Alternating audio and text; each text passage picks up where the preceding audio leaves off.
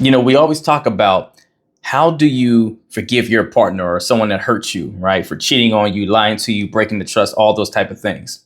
But I think an even more challenging space and challenging thing for us to work through is how do you forgive yourself when you're the one that has done the wrong thing, that you feel you messed up and you did a really big, bad, horrible thing. That's the one that gets us, right?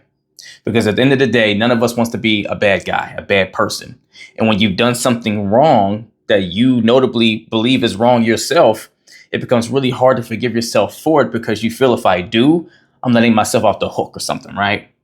I'm saying what I did is okay. And therefore, that means it's okay to be this bad person that I now see myself as when I look in the mirror. Then you start beating yourself up for weeks, months, maybe even years, to a point to where you start to self-identify with being a bad person. And then your actions start to mirror what you believe about yourself now. And now you start doing messed up things and you start saying it's okay. This is what makes sense because I'm this bad person now. But that's a lie. None of us are built to inherently be bad people, right? Yes. Can we be unhealthy? Can we have issues and traumas that we're working through that cause us to do unhealthy things and hurts other people? Absolutely. But that does not mean you just accept that these bad things you've done have to define the rest of your life and you're now this messed up person. So I'm going to give you 3 really good steps that you need to take if you're in this position to begin to truly forgive yourself for real. And the first one that's needed, if you're ever going to really champion and take on anything, is you have to accept that what you did happened. You have to accept it, right? Stop trying to run and avoid the reality that you did do this thing and just embrace that you did. But the second piece of that is you have to have acceptance with self-compassion, which means acknowledging your mistakes and actions without judgment. I know that's difficult, right? People will say, well, how can I not judge myself for what I did? And here's how. You do it by recognizing that the intent for why you did what you did was not for the intended outcome that you actually got. I know that sounds like a little bit of a mind trip, right? Because some people might say, well, yeah, I did intentionally do this to be harmful to that person or whatever, or to get back at them, spite them, whatever the case is. I know you think you did, but hear me. Every action has a positive seed of intent, right? And this is what I mean when I say that.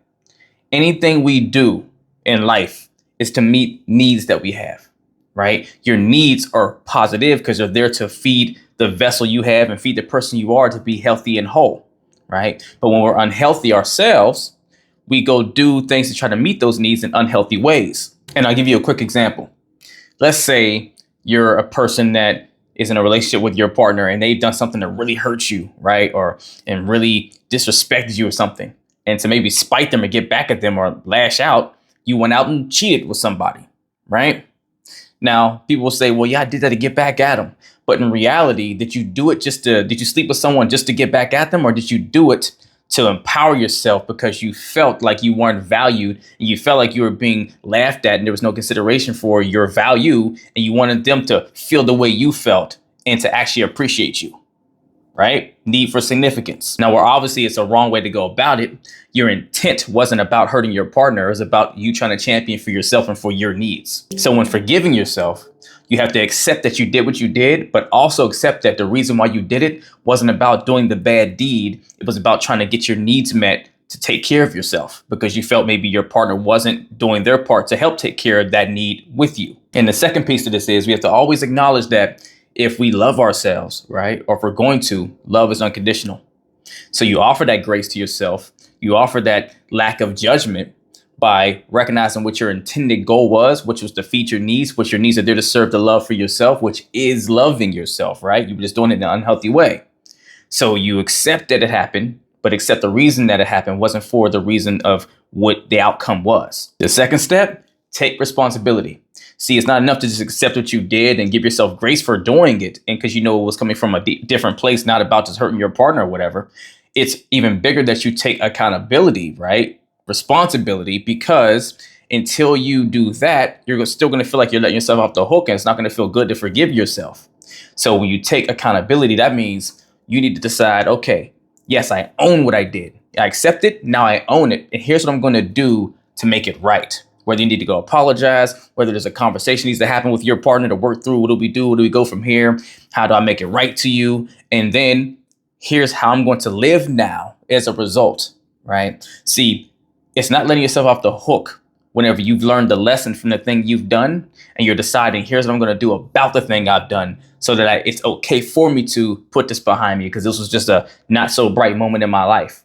But I'm doing this now to make it right, to make amends, to fix things, to build, to be better.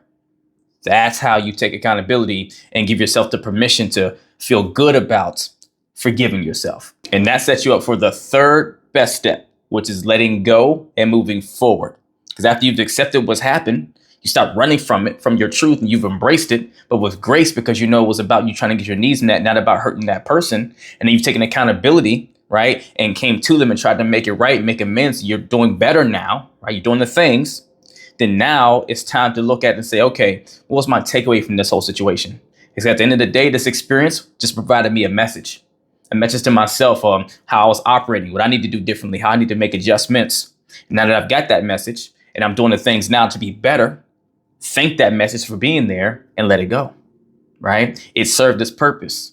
It doesn't need to live anymore because you got the information that was tied up in it that had you feeling bad about yourself in the first place. Now you've made the adjustments to be better than you were before. Now you can release that energy. You can let that go and move forward and always remind yourself, here's how I'm living now from where I was living before.